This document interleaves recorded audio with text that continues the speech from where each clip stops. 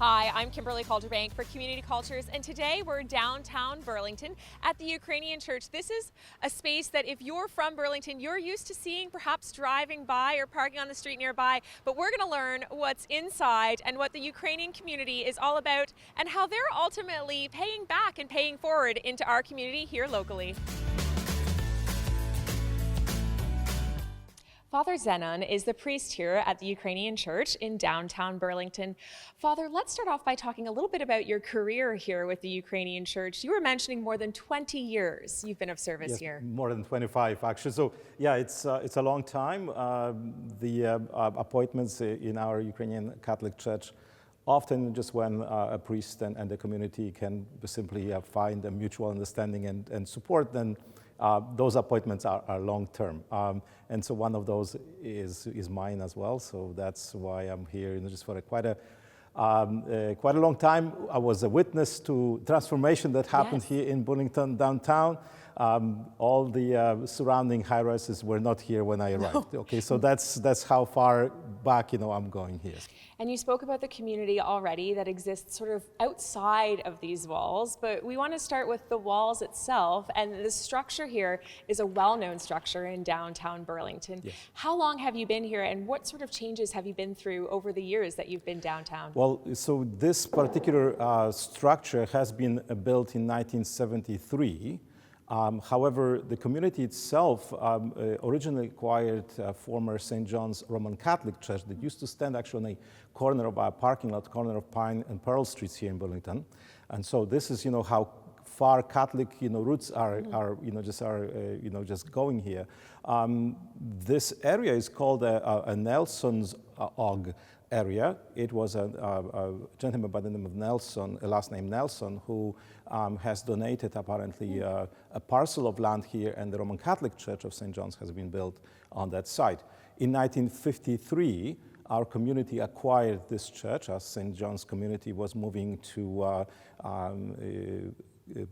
corner of Brailholm and Brand Street, just near Northwest Plaza. And since then, our community is existing here. This particular structure, as I said, was completed in 1973.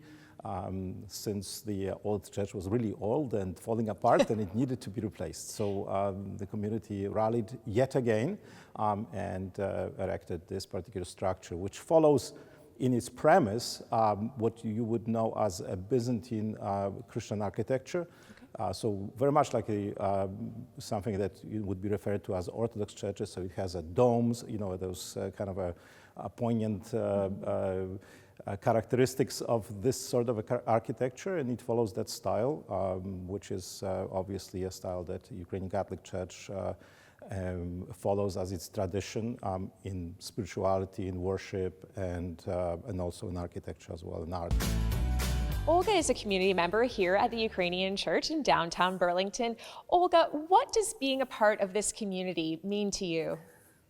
Well, it's been a part of my life ever since I've moved here in 1971, when I first started attending the old St. Mary's, which was on the site of St. John's Roman Catholic Church.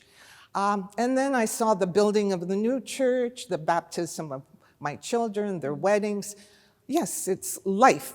It's an important part of life. It really does become a part of your community. That's right. Because these are your friends and neighbors that you work with, but you also outreach to the community. What types of things does the Ukrainian Church do within community to support their friends and neighbors? Yes, one of the things we've been involved in is a program called Doors Open Burlington, where buildings of significant architectural, cultural interest are made available to the public to view. And so we opened our doors, we prepared a brochure, we handed it out to everybody who came. It explained the history of our church, the architecture, how we're structured, and we followed that up with some entertainment in our church hall with the Tersa dancers and the bandura players. Okay. I'm here with Linda in the basement of the community center as part of the Ukrainian Church. Linda, we are standing in a boutique style shop, if you will. Can you tell us a little bit about the special space we're standing in? Absolutely. Firstly, I just want to say that the impact of the generosity of Burlington has been, in a word, overwhelming. Days after the war broke, we received beautiful balloon installation that has since arrived throughout the last year and a half. The impact of these beautiful donations has helped raise our spirits, give us hope, and reinforce humanity has a heart. Mm-hmm. We were totally unprepared for the huge donation of new and gently used clothing we received shortly after the March 3rd Stand With Ukraine rally, which we held at City Hall, all of which enabled us to erect this storefront store on our premises, which refugees visit weekly, and we have volunteers that refresh the stock and change it out seasonally. And you mentioned refugees, but it's not just Ukrainian refugees that are coming and visiting your space as well. It's open to the community at large. Yes, it is. Stephen is the president of the dance school here at the Ukrainian Church, and we are standing in the beautiful community space where the dance school practices.